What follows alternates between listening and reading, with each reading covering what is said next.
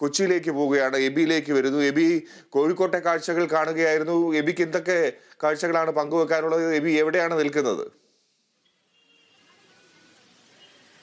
Fiji, എന്തായാലും ഓണം കളറാക്കുന്നതിൽ പ്രധാനപ്പെട്ട ഒരു കാര്യമെന്ന് പറയുന്നത് നിരവധി കളർ കൂടുമ്പോഴാണല്ലോ ഓണം ശരിക്കും കളറാകുന്നത്. അങ്ങനെ പൂക്കൾ അതിനകത്തൊരു പ്രധാനപ്പെട്ട ഒരു ഭാഗം കൂടിയാണ്. നമ്മളിപ്പോൾ ഉള്ളത് ഈ നമ്മുടെ ടൗൺ ഹാളിന്റെ ഒക്കെ പരിസരത്തായിട്ടുള്ള ഒരു അവിടെ നിരവധിയായിട്ടുള്ള കടകളുണ്ട്. അവിടെ ഒരു സ്റ്റോള് പോലൊക്കെ തന്നെ എടുത്ത് വളരെ വിപുലമായ രീതിയിൽ നിരവധിയായിട്ടുള്ള പൂക്കളുകൾ പല തരത്തിൽ ഇങ്ങനെ തരം തിരുത്തി വെച്ച് വിൽപ്പന നടത്തിക്കൊണ്ടിരിക്കുന്നു. അതിലേക്ക് ആളുകൾ ഒരുപാടായി എത്തുന്നു.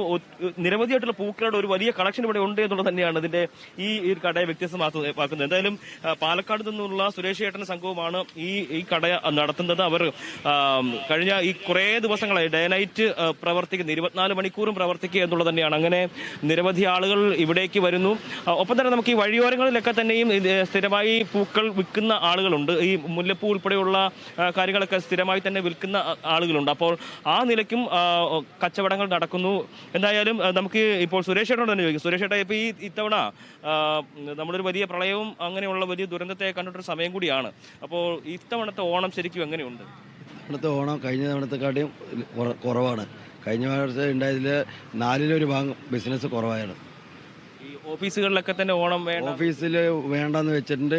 10 പൂക്കളം ഇടുന്നോട് 1 പൂക്കളമായിട്ട് കുറച്ചു. അത് ഞങ്ങൾക്ക് വല്ലാതെ ബാധിച്ചു. വില കൂടുതൽ പ്രശ്നങ്ങളൊന്നുമില്ല. വിലയൊക്കെ സാധാരണ വിലകളുള്ളൂ. പോയി യഥേഷ്ടം കിട്ടാനുണ്ടായിരുന്നു. ഇതിപ്പോ നമ്മളിപ്പോ ഈ എല്ലാ തവണയും ഓണത്തിന് ഇങ്ങനെ ഇവിടെ വന്ന് സ്റ്റാൾ ഇടുന്നത് അങ്ങനെയാണ്? എല്ലാ തവണയും ഇവിടെ വന്ന് സ്റ്റാൾ ഇടാറുള്ളതാ. പാലക്കാട് നിന്ന് വന്ന് സ്റ്റാൾ ഇടാറുള്ളതാ. 10-15 ദിവസമായിട്ട് ഇവിടെ സ്റ്റാളിട്ട് ഇതിന്റെ പുറകിൽ പ്രവർത്തിച്ചുകൊണ്ടിരിക്കുക. 15 ദിവസത്തോളമായി. നമുക്കിപ്പോൾ ഓണത്തിന് എന്താണ് സംസ്ഥാനത്ത് ഓണാഘോഷം തന്നെ തുടങ്ങിയിട്ട് 10 ദിവസം ആകുന്നതേ ഉള്ളൂ. അത് നമ്മൾ തൃപ്പൂണിത്തറയിൽ അത്തച്ചമയത്തോടു കൂടിയാണ് നമ്മൾ ഓണാഘോഷം ആരംഭിച്ചത്. അപ്പോൾ അതിനൊക്കെ മുമ്പ് തന്നെ ഇവിടെ വിപണി സജീവമായിട്ടുണ്ടായിരുന്നു എന്നുള്ളതാണ്. എന്തായാലും ആ നിലയ്ക്ക് വലിയ രീതിയിലുള്ള നമ്മൾ പറഞ്ഞതുപോലെ ഒരു വലിയ ദുരന്തത്തെയൊക്കെ അതിജീവിച്ച് നമ്മൾ നിൽക്കുന്ന ഒരു സാഹചര്യം കൂടിയാണ്. അപ്പോൾ എന്തായാലും ആ ഒരു വേദന, ആ ഒരു ദുഃഖം അത് പൊതുവിൽ സംസ്ഥാനത്താകെയും നിലനിൽക്കുന്ന ഒരു സാഹചര്യമാണ്. അതിൻ്റെതായിട്ടുള്ള ഒരു മങ്ങൽ എന്തായാലും ഈ ഒരു വിപണിയിൽ ഉണ്ടായിട്ടുണ്ട് എന്നുള്ള കാര്യത്തിൽ തർക്കമൊന്നുമില്ല. പക്ഷേ ആ ഒരു വേദനയോടുകൂടി നമ്മൾ ഒത്തു നിൽക്കുക എന്നുള്ളത് നമ്മുടെ ഒരു ഉത്തരവാദിത്വം കൂടിയാണല്ലോ എന്നുള്ളതാണ്.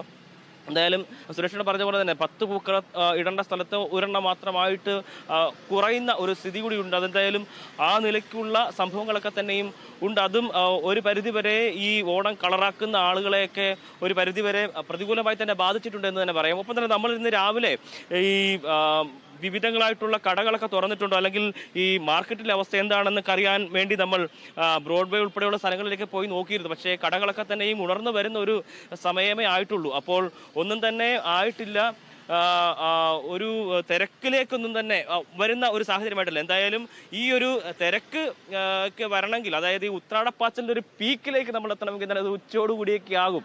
സാധാരണ നമ്മൾ അങ്ങനെയാണല്ലോ പറയാം. ഏറ്റവും അവസാനം നമ്മൾ ഓടിപ്പിടിപെടുത്ത് അത് തട്ടിക്കൂട്ടി എല്ലാം ശരിയാക്കുന്ന ഒരു സമയത്ത് അത് കഴിയുമ്പോൾ കിട്ടുന്ന ഒരു സന്തോഷം ഉണ്ടല്ലോ, അതായിരിക്കും ശരിക്കും ഈ ഉത്രാടപ്പാച്ചലിൻ്റെ ഒരു സ്പിരിറ്റ് എന്ന് പറയുന്നതും ഒരു പരിധി വരെ അത് തന്നെയാണ്. ഇപ്പോൾ രാവിലെ ആളുകളൊക്കെ വന്ന് മാർക്കറ്റിൽ വന്ന് സാധനങ്ങൾ വാങ്ങിക്കൊണ്ട് പോവുക, അതല്ലാതെ വൈകുന്നേരം കൂടി അത് പിറ്റേന്നത്തേക്ക് രാവിലത്തേക്ക് തയ്യാറാക്കേണ്ട സാധനം ഏറ്റവും അവസാനത്തെ മണിക്കൂറുകളിൽ നേടിയെടുക്കുന്നതിന്, അല്ലെങ്കിൽ അത് വാങ്ങാനായിട്ടുള്ള ഒരു പാച്ചിൽ, അത് ശരിക്കും ഉത്രാടപ്പാച്ചിലിന്റെ സ്പിരിറ്റ് എന്ന് പറയുന്നതും അത് തന്നെയാണ്. അപ്പോൾ എന്തായാലും ഉച്ച കഴിഞ്ഞോടുകൂടി ഒരു പക്ഷേ ഈ നമുക്ക് ഇപ്പോൾ കാണുന്ന വളരെ സൗകര്യപ്രദമായ രീതിയിൽ ഇപ്പോൾ ഒരുപക്ഷെ നമുക്കിവിടെ നടന്നൊക്കെ പോകാൻ പറ്റുന്നൊരു നിലയിൽ തന്നെയാണ്. റോഡിൽ വലിയ തിരക്കൊന്നും നമുക്ക് അനുഭവപ്പെടുന്നില്ല. പക്ഷേ കുറച്ചുകൂടെ കഴിയുമ്പോൾ എന്തായാലും അതെല്ലാം സജീവമാകും. ഒപ്പം തന്നെ കഴിഞ്ഞ 2-3 ദിവസങ്ങൾക്ക് മുമ്പ് തന്നെ സ്കൂളുകൾ, കോളേജുകൾ, ഒപ്പം തന്നെ നമ്മൾ ഉൾപ്പെടെയുള്ള മാധ്യമ സ്ഥാപനങ്ങളെല്ലാം തന്നെ ഈ ഓണത്തിൻ്റെ ആഘോഷങ്ങളിലേക്കൊക്കെ വന്നിരുന്നു. കഴിഞ്ഞ ദിവസങ്ങളിലൊക്കെ തന്നെ നമ്മുടെയും ഓണാഘോഷങ്ങളൊക്കെ തന്നെ ഉണ്ടായിരുന്നു. എന്തായാലും ആ പരിപാടികൾ എന്തായാലും ഇന്ന് അതിൻ്റെയൊക്കെ ഒരു മൂർധന്യാവസ്ഥയിലേക്ക് നമുക്ക് എത്തുന്ന ഒരു കാഴ്ച നമുക്ക് എന്തായാലും കാണാൻ കഴിയും എന്നുള്ളതിൽ സംശയമൊന്നുമില്ല. ഇന്നിപ്പോൾ ഉത്രാടപ്പാച്ചിൽ കഴിഞ്ഞ് പിന്നെ നാളെ തിരുവോണത്തിന് എനിക്ക് തോന്നുന്നു ഈ ഉത്രാടപ്പാച്ചിലിൻ്റെ ആ ഒരു തിക്കും തിരക്കും എല്ലാം കഴിഞ്ഞ് സ്വസ്ഥമായി ഓണം ആഘോഷിക്കുന്ന, കുടുംബത്തോടൊപ്പം ഓണം ആഘോഷിക്കുക എന്നുള്ളത് തന്നെയായിരിക്കും എല്ലാവരും ആഗ്രഹിക്കുന്നത്. അല്ലെങ്കിൽ അതിൻ്റെ ഒരു പിന്നൊരു ആഘോഷത്തിന്റെ മൂഡായിരിക്കും.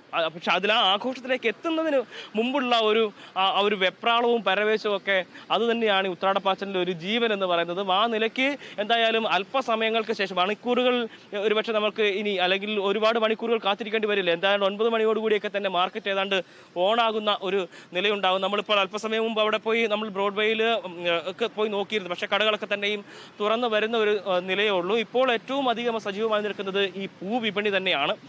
അവിടെയാണ് കുറച്ചെങ്കിലും ആളുകൾ ഇപ്പോൾ വന്നത്. അതായത് ഇന്നിപ്പോൾ ഈ ഓണത്തിലേക്ക് എത്തുന്നതിന് തൊട്ട് ഏറ്റവും അവസാനത്തെ ദിവസം കൂടിയാണ്. അപ്പോൾ ഇന്നത്തോടു കൂടി പൂക്കള മത്സരങ്ങൾ അല്ലെങ്കിൽ അങ്ങനെയുള്ള ആഘോഷങ്ങളൊക്കെ തന്നെയും അവസാനിക്കാനുള്ള ഒരു സാധ്യത കൂടി കാണുന്നുണ്ട്. ആ നിലയ്ക്ക് ഇന്ന് പൂവിപണി കൂടുതൽ സജീവമാകും. ഇതുവരെ ഉണ്ടായിട്ടുള്ള ഈ കച്ചവടത്തിലൊക്കെ തന്നെ ഉണ്ടായിട്ടുള്ള ഒരു തണുപ്പൻ പ്രതികരണം ഉണ്ടായിട്ടുണ്ടെന്ന് ഇവർ പറയുന്നു. പക്ഷേ ആ ഒരു തണുപ്പൻ പ്രതികരണം മാറി കൂടുതൽ സജീവമാകും എന്നുള്ളൊരു പ്രതീക്ഷ കൂടി ഇവർക്ക് ഈ കച്ചവടം നടത്തുന്ന ആളുകൾക്കുമുണ്ട്.